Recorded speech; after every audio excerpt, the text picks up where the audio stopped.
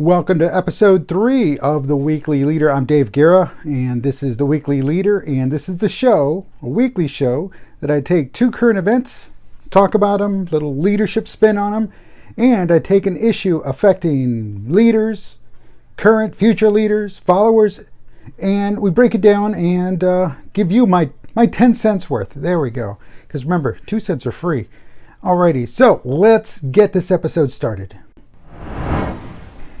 So the first thing I want to talk about this episode is elections here in the United States.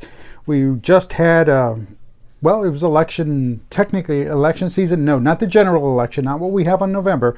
But what we have here, first Tuesday in March, is primaries and state elections and local government elections. And what do I want to talk about these elections? Well, candidates, whether you won or lost, doesn't matter. And voters, whether your candidate won or lost, it doesn't matter. But what does matter is the almost apathetic view that candidates take on those that they are trying to win over, to win the votes on, to get their vote.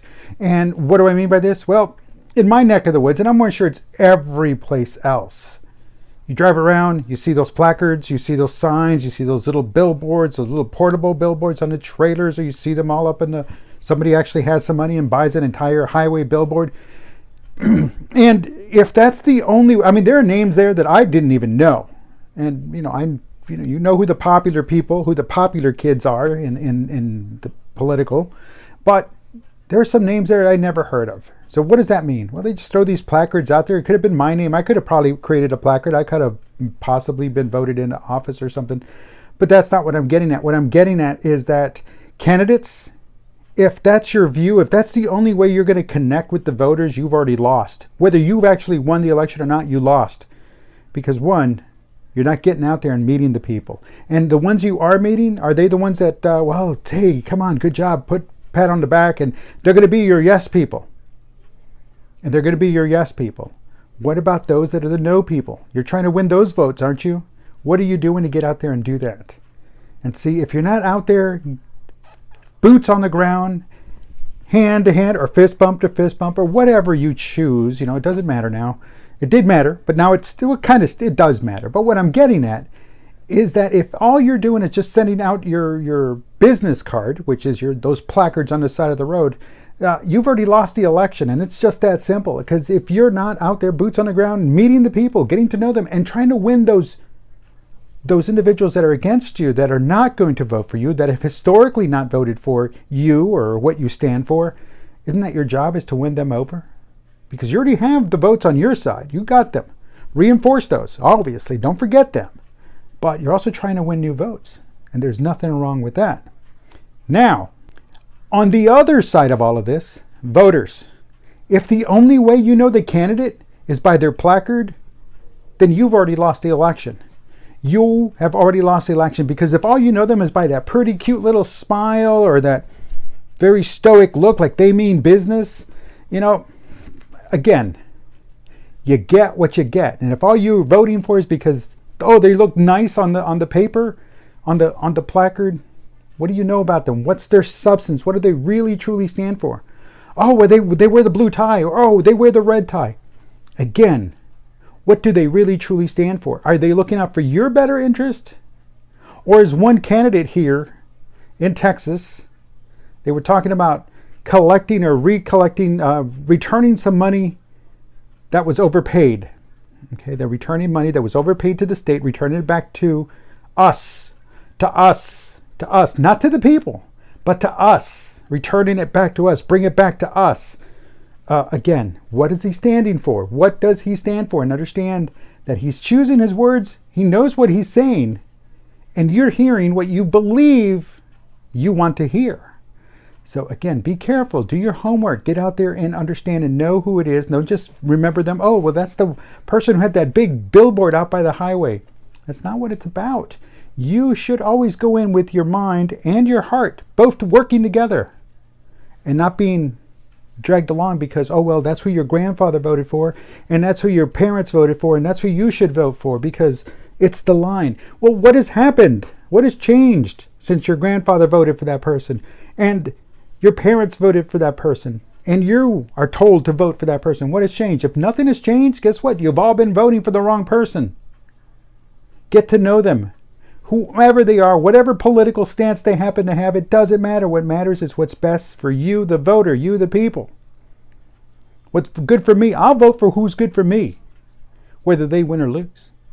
And that's the way you should vote. Because again, if everybody starts voting with a common sense and belief that what they believe up here is correct in here, and those two align, you're good to go.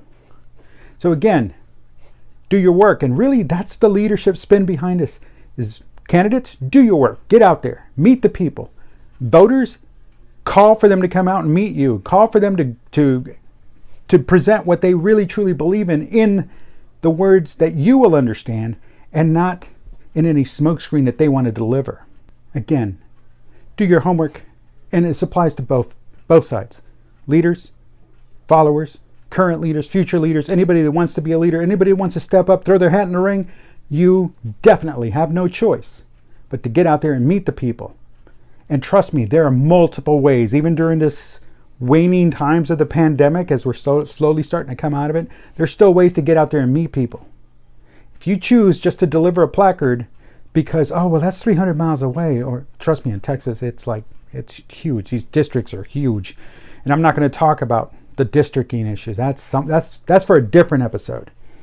But what I am talking about is get yourself out there and knock on that door and say, hey, I'm the candidate and I want to put my placard in your front yard. Is that okay? You know what? I will do that. I will do that. Whomever the candidate is, the next candidate comes to my house, knocks on my door, and it says, hi, I'm the candidate and I'm running for, then yeah, by all means. But I've done it before and I'll do it again, and I've continued to do it. Is when, oh, well, hi, I'm so-and-so from this party, or hi, I'm so-and-so from this candidate's campaign, and I want to put the placard of our candidate. No. If he can't be bothered, guess what? Then why should I have to bother? So again, long story short, communicate, get out there, feet on the ground, boots on the ground, shake hands, fist bump if you have to, but no matter what, ensure that you're doing your homework. And we're talking on both sides, because here comes November, and it'll be here before you know it. Okay, we obviously cannot put our head in the sand, look beyond, close our eyes to the situation in Ukraine.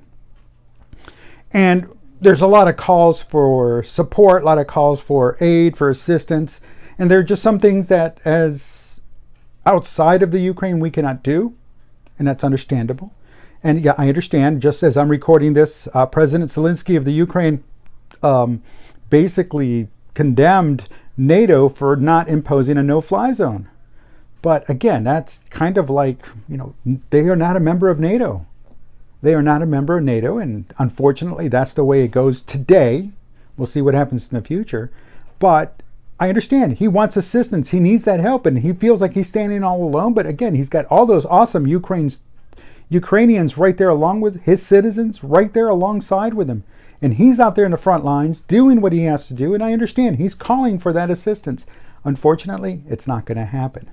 However, on the other side, though, NATO, European Union, everybody else, the countries individually, are doing everything they can to support the Ukraine and its citizens, especially those citizens. And again, I see these stories of those citizens as they come across from Poland, or come across into Poland from the Ukraine, and then they get moved out to other places, to Germany, to Austria, to France, so wherever they need to go. And it's like, hey, the European Union is stepping up, is assisting, is helping those women and helping those children. And really, that's where it's at.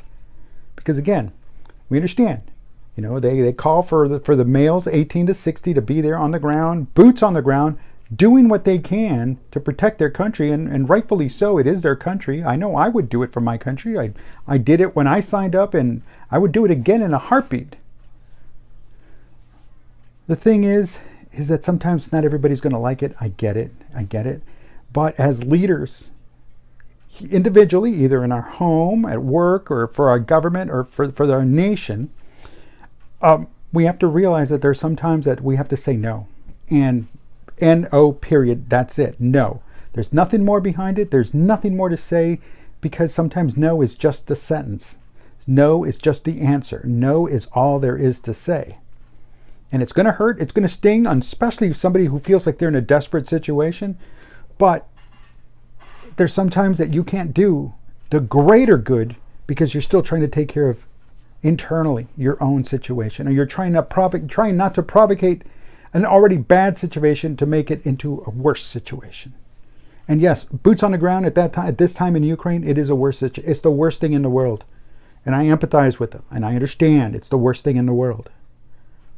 But when it escalates so big that there's only one option, one solution, one way of clearing the battlefield, that's not the way to go. That's not good leadership. That's not good management. That's not being a good human being. Now, we can give everything else that we can. We can get to the front lines and we're right up to the Ukrainian border and help. But other than that, that's it.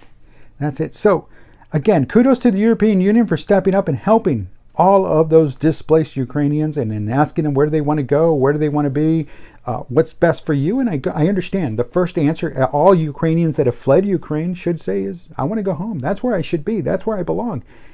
Give it time. Give it time. But in the meantime, hey, look, you have all these nations that want to help you, that they are there for you and they understand, and they're going to do everything they can short of delivering boots on the ground, our own boots on the ground. Soldiers, air in the air, the no-fly zone, it just can't be done. So what's the leadership takeaway from this? Is sometimes the answer is no. Sometimes the answer is no, we can't help. And this applies at all levels. It does apply at all levels. So understanding that that's all there is, that's all there is. But hey, tomorrow's another day. Maybe there's another answer tomorrow. So keep working for that. Keep working for that and understand that sometimes a no will eventually turn into a yes.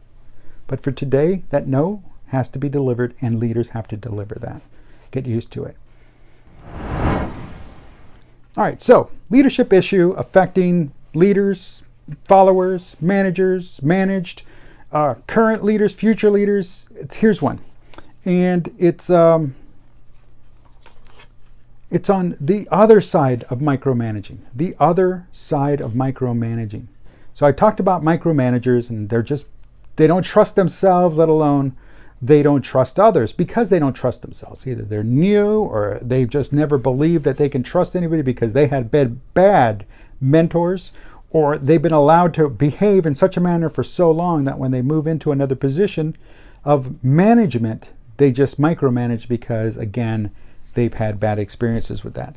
So with that being said, let's look at the other side of this. Folks, if you are being micromanaged, again, you need to do everything you can to avoid being micromanaged. You have to do everything you can to ensure that that manager sees that, hey, this person can get the stuff done. I don't have to micromanage that.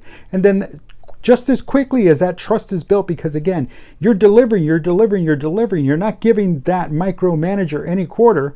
You're not giving that micromanager any room to say, well, what about this? Or nitpick, or look at the minutia and rip it apart. No, because if you've covered all those bases, current leader, future leader, up and coming leader, you start getting in that mindset of you have to cover all those bases. Then, and only then, will that manager back away and start focusing on other things. But the moment you give that manager an opportunity to stop trusting you, to stop believing in you, to stop having the confidence in you and the trust in you to deliver, then there's a problem. And that problem is you've broken the trust. You did something, and now when that manager thought they could count on you, they can no longer count on you. And then what happens? They slip back into that micromanaging mode. You start not liking it. You start hating it. You start disapproving of that manager. And how come he's doing this again? How come she's on me again? Why is she doing this to me? I haven't done anything. And you just need to stop, look back and think about it and really rework things. Start from the beginning, do a little backward, look backwards, and you'll see exactly where you messed up. And it's at that moment that now it's going to be twice as hard to gain that trust. It's going to be twice as hard to gain that confidence. And folks, it can be done, but it's never going to be at 100%. It'll be at 99.9, but not 100%. You break it again, The highest it'll go might be 80% of trust and confidence. You break it again, you know what? Forget it. You're done. It's a 3-strike rule. That's what I believe in.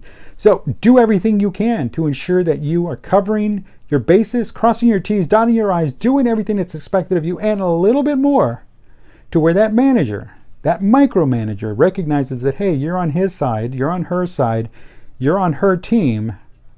Then at that point, they can direct their attention someplace else. But again, as a reminder, the moment you fail, the moment you up, is the moment they're back on you, they're back at it again. So do your part. Alrighty, everybody, thank you for, we're at the end, so thank you for watching to this point. And don't forget to like, subscribe, comment. If there's anything you want to say down below, there's plenty of room to comment. By all means, and visit our past episodes if you're new to the show.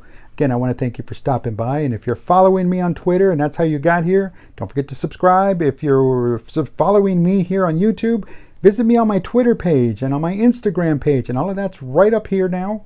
So be sure you follow me there. It's also in the show notes. It's down at the bottom down there. But either way, follow me. And let's say hi and we'll go from there. Other than that, until next week, this is Dave Guerra and this is The Weekly Leader.